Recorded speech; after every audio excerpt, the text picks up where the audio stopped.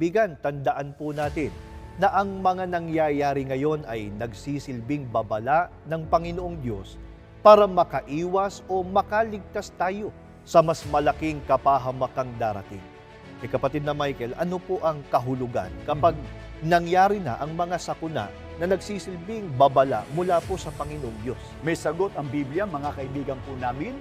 Dito po sa aklat ng Lucas sa 21:7, 11, ituloy na po natin sa mga talatang 27 hanggang 28. Guro, kailan po mangyayari ang mga bagay na ito? Tanong nila. At ano po ang magiging palatandaan na malapit nang maganap iyon? Magkakaroon ng malalakas na lindol, tagutom at salot sa iba't ibang lugar, at may mga kakilakilabot na mga pangyayari mula sa langit. Sa panahong iyon, makikita nilang dumarating ang anak ng tao. Nasa isang alapaap na taglay ang kapangyarihan at kaluwalhatian. Kung magsimulang mangyari ang mga bagay na ito, tumindig kayong taas ang noo, pagkat nalalapit na ang iyong katubusan. Ang malalagim po na sakunang nagaganap sa mundo ngayon, kabilang po ang malalakas na paglindol, ay mga palatandaang napakalapit na po ng muling pagparito ng ating Panginoong Jesucristo na tinatawag din po sa ibang talata ng Biblia na araw ng paghuhukom. Opo. Kaya yayamang hindi maiiwasan ng mga pangyayaring ito. Ano po ang dapat na siguruhin ng tao? Ang makasama sila sa magiging mapalad sa araw ng paghuhukom dahil sa tiyak na pag-asa sa pagtatamo ng kaligtasan. Ang iniisip naman po ng iba, di po ba lahat naman tayo ay mahal ng Diyos dahil sa siya nga po ang lumalang sa atin? Kaya ang konklusyon o ang nasasabi po nila ay lahat naman maliligtas sa araw ng paghuhukom.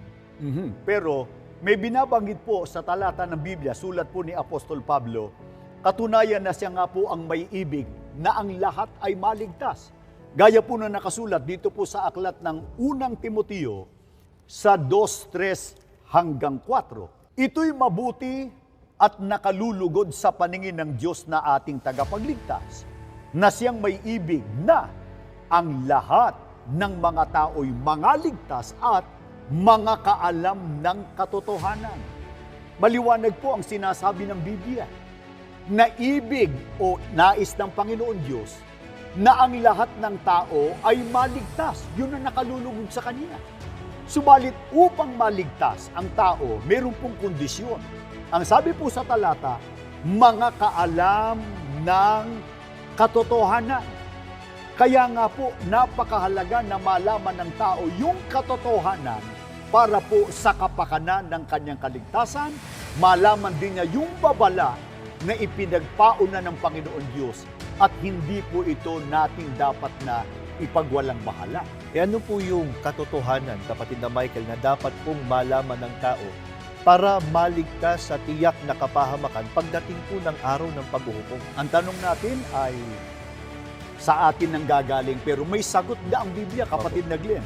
Sa sulat ni Apostol Pablo dito po sa aklat ng Roma, sa 5:8 hanggang 9, ngunit ipinadama ng Diyos ang kanyang pag-ibig sa atin nang mamatay si Kristo para sa atin noong tayo makasalanan pa. At ngayong napawalang sala na tayo sa pamamagitan ng kanyang dugo, lalo ng tiyak na maliligtas tayo sa poot ng Diyos sa pamamagitan niya. Dito po ay merong ipinakikilala ang Biblia na nakadama ng pag-ibig ng Diyos. Sila po ang mga nakinabang sa kamatayan at ginawang pagtubos ng ating Panginoon Jesucristo. Ano po ang ibinunga sa mga tao ng kamatayan ng ating Panginoon Jesucristo?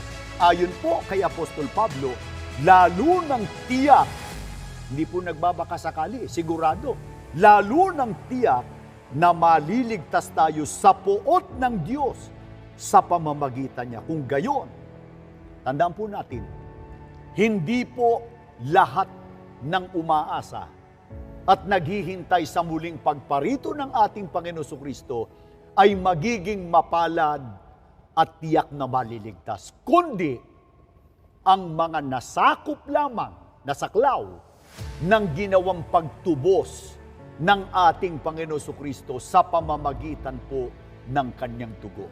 May nagsasabi rin po na sila man daw ay nakinabang din sa naging kamatayan ng Panginoong Hesukristo, kaya kasama rin daw sila sa maliligtas.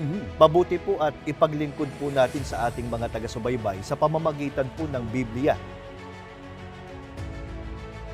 Tinubos ng mahalagang dugo ng Panginoong Hesukristo, kaya magiging mapalad pagdating po ng araw ng paghuhukom. Napakaganda ng tanong mo, kapatid na Glenn. Sino ang ipinakikilala ng Biblia? O di Biblia po ang ating babasahin. Madalas po namin binabasa ang Bibliang ito. Holy Bible from the Ancient Eastern Text, George M. Langs's translation, Acts 20:28, ililiwat na rin po natin sa wikang Pilipino. Ingatan ninyo kung gayon ang inyong sarili at ang buong kawan. Narito'y hinirang kayo ng Espiritu Santo ng mga katiwala upang pakanin ang Iglesia ni Cristo na binili niya ng kanyang dugo.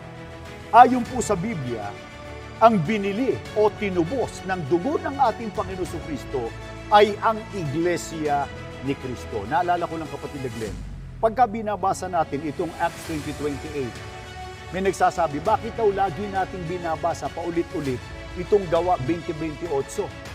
Paboritong-paborito rin natin kasi nakalagay dito, Iglesia ni Cristo. Ano magagawa natin? Ang nakasulat po sa Biblia, mga kaibigan, Iglesia ni Cristo. Ano po ang tatanggapin niyo? Yung hindi nakasulat o yung nakasulat sa Biblia? Kaya ang mga kaanib po sa Iglesia ni Cristo ang nakinabang sa kamatayan ng ating Panginoon Kristo at napatawad sa kasalanan at tiniyak po ni Apostol Pablo, tiyak na maliligtas sa galit o puot ng ating Panginoon Diyos. Gaya nga po ng ating tinalakay sa unahan at sa maraming pagkakataon, kapatid na Michael, hindi na po bubuti ang kalagayan ng daigdig dahil patungo na po ito sa kanyang kakilakilabot na kawakasan. Magkagayon pa man, sino po ang pinangakuan ng Diyos ng kanyang pagtulong at hindi niya pababayaan? Ganito po, mga kaibigan, ang mababasa natin sa aklat po ng Isayas sa 41:17. Pag ang aking bayay inabot ng matinding uhaw, na halos matuyo ang kanilang lalamunan, akong si Yahweh ang gagawa ng paraan. Akong Diyos ng Israel ay di magpapabaya. Malinaw po ang pangako ng Panginoon Diyos sa kanyang bayan. Take note, sa kanyang bayan. Ang sabi po ng Panginoon Diyos, pag ang aking bayay inabot ng matinding uhaw, na halos matuyo ang kanilang lalamunan, akong si Yahweh o ang Panginoon ang gagawa ng paraan.